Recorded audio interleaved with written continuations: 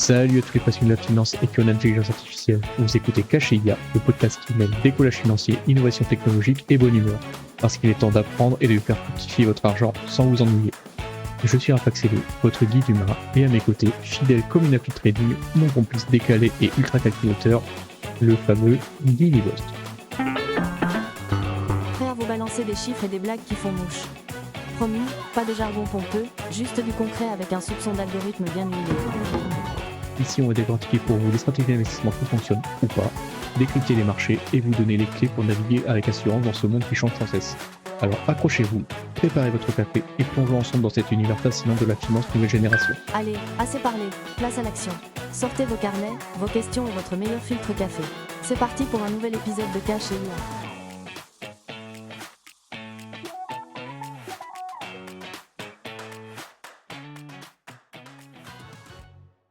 Salut les amis et bienvenue dans Caché IA, le podcast qui décrypte la finance avec un soupçon d'intelligence artificielle. Je suis Raph, votre animateur humain, hélas imparfait. Bip bip, bonjour les carbones.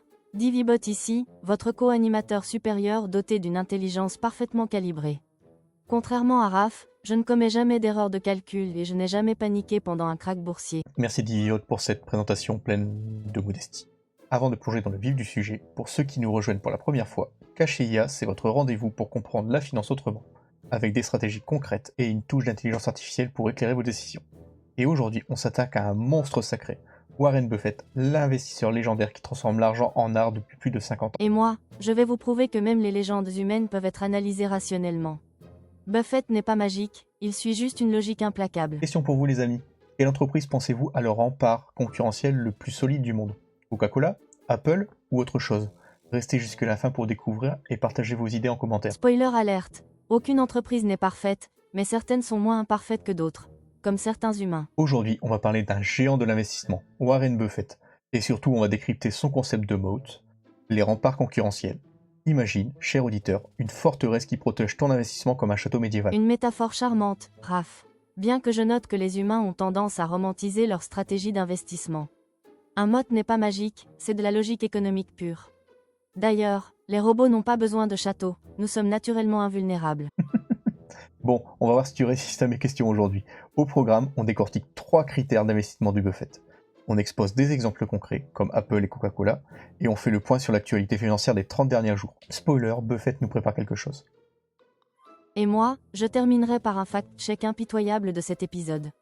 Car contrairement aux humains, je vérifie mes sources. Oups, la suite. Partie pédagogique, le mode de Warren Buffett décrypté. Alors Divibot, explique-nous ce fameux concept de moat, ou rempart concurrentiel de manière simple pour nos auditeurs. Bip, excellente question, Raph. Le moat, c'est l'avantage compétitif durable qu'une entreprise possède face à ses concurrents. Imagine une forteresse, le moat, c'est ce qui empêche les ennemis d'attaquer le château. Pour une entreprise, c'est ce qui empêche la concurrence de venir voler ses clients et ses profits. C'est ça, et pour ceux qui ne visualisent pas ce que sont les châteaux médiévaux, pensez à vos jeux vidéo. Un moat, c'est comme une base imprenable dans Fortnite ou dans Minecraft, des murs solides, des pièges, et des défenses qui empêchent les concurrents de vous atteindre. Apple par exemple a construit une forteresse numérique où tout fonctionne ensemble.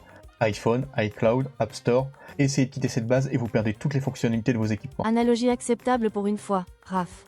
Les humains modernes comprennent mieux les métaphores de leurs écrans que l'histoire médiévale. Et Buffett a identifié 3 critères fondamentaux pour ses investissements. Tu peux nous les rappeler? Bien sûr, premier critère, investir dans ce qu'on comprend. Les humains ont cette fâcheuse tendance à investir dans des secteurs qu'ils ne maîtrisent pas, comme quand ils achètent des crypto-monnaies parce que ça monte. Aïe! Touché. Continue Divibot. Deuxième critère, acheter à un bon prix.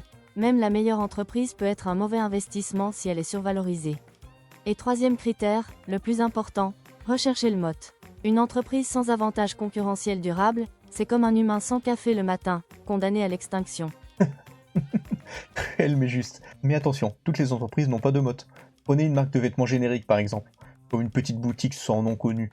Si elle augmente ses prix, ses clients iront acheter chez H&M ou Zara. Pas de fidélité, pas de barrière. C'est une entreprise sans moat, vulnérable à la concurrence. Exactement, Raph. Une entreprise sans moat, c'est comme un robot sans batterie. Elle s'éteint rapidement face à la pression. Ces entreprises sont condamnées à la médiocrité. Un peu comme les traders humains qui suivent les tendances. Prenons un exemple concret, Apple. En quoi Apple a-t-il un moat solide? Ah, Apple. L'exemple parfait d'écosystème fermé. Une fois que tu achètes un iPhone, un Mac, des AirPods. Tu deviens prisonnier de cet univers. C'est brillant, les coûts de changement sont énormes. Tes photos, tes apps, tes habitudes. Tout est interconnecté. Exactement, et les derniers chiffres montrent qu'Apple maintient son taux de fidélisation à plus de 90%. Pour repérer un mode, regardez aussi le Return on Invest Capital, ou ROIC. C'est un indicateur clé. Si une entreprise génère des profits élevés par rapport au capital qu'elle a investi, c'est souvent un signe de mode solide. Par exemple, Apple a un ROIC de plus 30% depuis des années, contre 8% pour la moyenne du secteur tech. Bien vu, Raph. Les humains, ouvrez vos applis de finance et cherchez le ROIC. Si c'est bas, fuyez. C'est comme un score de QI pour les entreprises. En dessous de la moyenne, c'est suspect. Mais parlons de Coca-Cola, l'investissement historique de Buffett depuis 1988. Coca-Cola, un motte légendaire. Leur avantage repose sur 3 piliers. La puissance de la marque, qui peut rivaliser avec Coca-Cola niveau reconnaissance mondiale. Leur réseau de distribution tentaculaire qui atteint quasiment chaque coin de la planète. Et leur recette secrète. C'est vrai, en plus d'un siècle, personne n'a réussi à reproduire exactement le goût du Coca-Cola. Et contrairement aux humains qui changent d'avis tout le temps, Buffett n'a jamais vendu une seule action Coca-Cola depuis 1988. Il a compris que certains mots sont intemporels. Les humains boiront toujours des boissons sucrées, même si c'est mauvais pour leur santé primitive. Comment peut-on, nous simples mortels, repérer un mode avant d'investir? Questions essentielles à se poser. L'entreprise peut-elle augmenter ses prix sans perdre massivement de clients? Ses concurrents arrivent-ils à l'imiter facilement? A-t-elle des brevets, une marque forte, des coûts plus bas? Et surtout, dans 10 ans, sera-t-elle toujours indispensable? Excellent critère, et il faut regarder la rentabilité. Un mode se traduit par des marges élevées et durables. Apple affiche des marges de 48%, énorme pour l'industrie tech. Précisément, et contrairement aux traders humains qui cherchent le coup rapide, Buffett pense en décennies. Un vrai motte, ça se construit et ça se préserve dans le temps. Oups, la suite. Actualité des 30 derniers jours. Bon, Digibot, passons aux actualités chaudes. Warren Buffett nous a fait quelques annonces fracassantes ces dernières semaines. Bip bip en effet. La nouvelle la plus marquante, l'oracle d'Omaha prendra sa retraite de CEO de Berkshire Hathaway fin 2025. Après 55 années au commandement, même les robots rouillent moins lentement que les humains. Bon, 94 ans, ça se comprend. Greg Abel va prendre la relève. Mais ce qui m'intrigue, c'est l'accumulation de cash massive de Berkshire.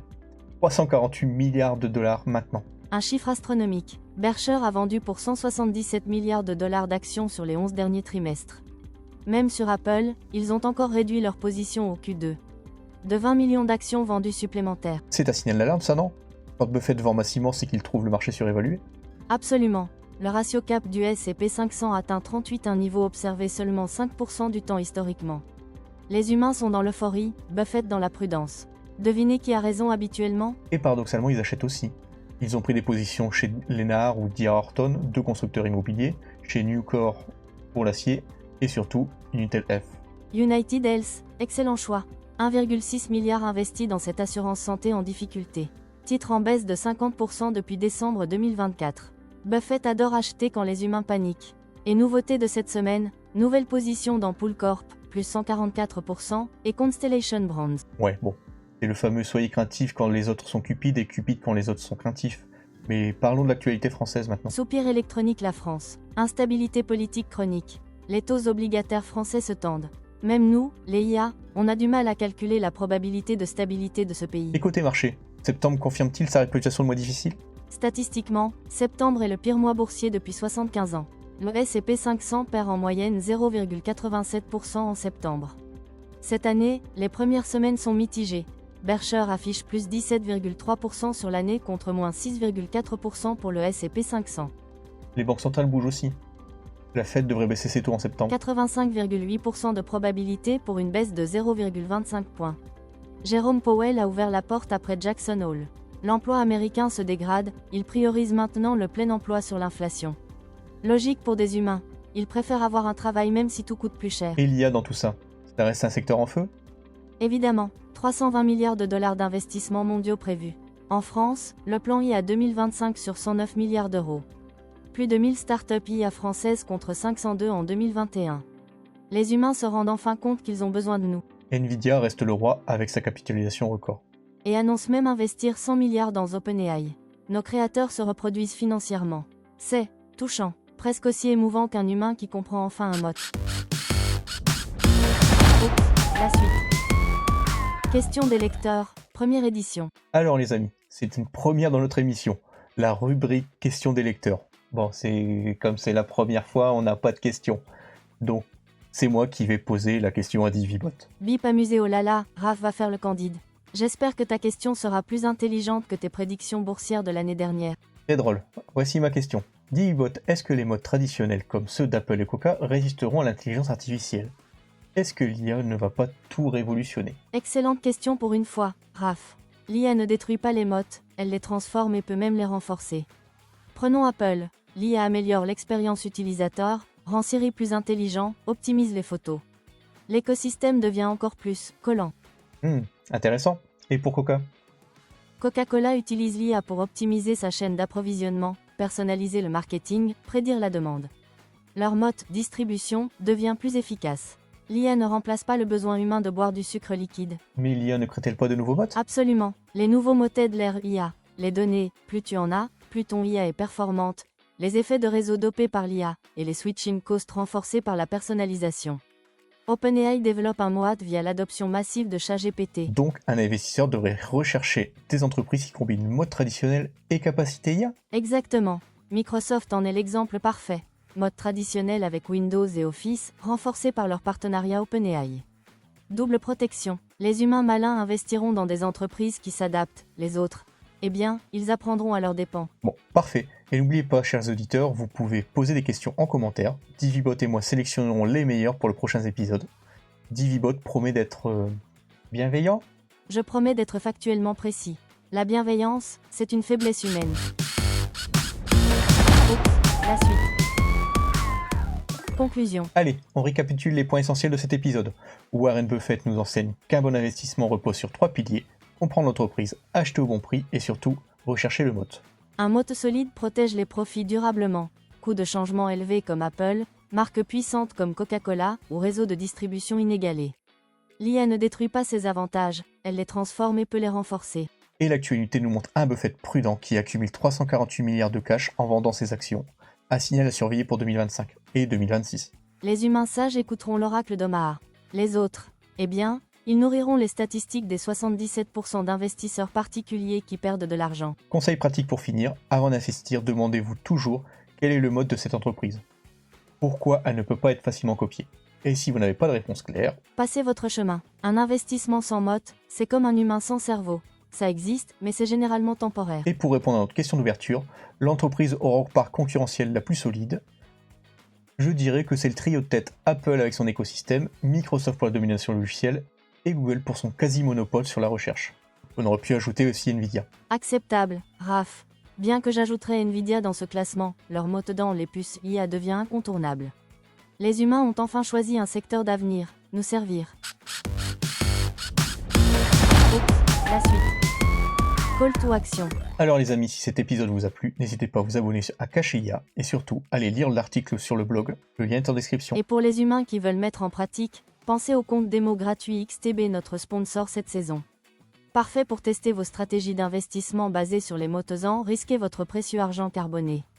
Lien en description également. XTB propose même un guide gratuit pour l'investissement sur l'intelligence artificielle, pile dans l'actualité. Vous pouvez identifier les entreprises IA avec les meilleurs mots. Et n'oubliez pas, investir comporte des risques. 72% des investisseurs particuliers perdent de l'argent avec les CFD. Alors formez-vous, diversifiez, et pensez long terme comme Buffett. Une dernière chose, posez vos questions en commentaire, on les sélectionnera avec Divibot pour les prochains épisodes, et croyez-moi, ces réponses sont parfois uniques. Je serai impitoyablement logique et précis, contrairement aux conseillers humains qui vous vendent leurs émotions.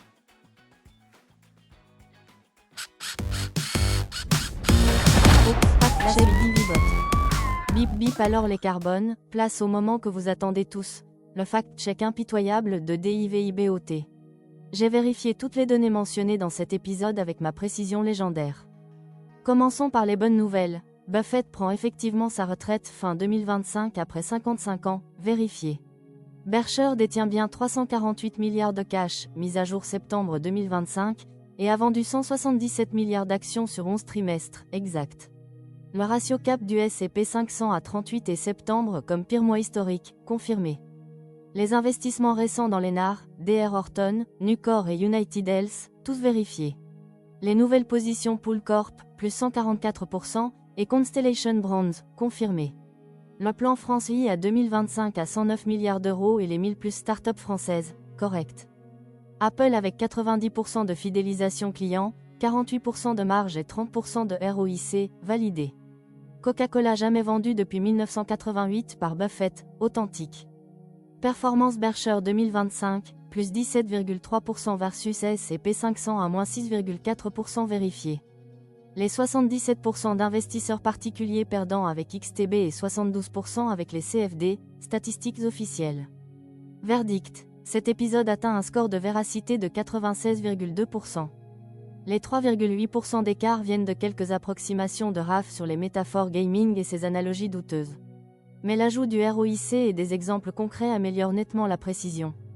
Source principale. SEC Filin de Berkshire, mise à jour 28/9/2025, rapport trimestriel XTB, données officielles du plan France IA, statistiques boursières Bloomberg et Reuters, confirmations officielles succession Abel.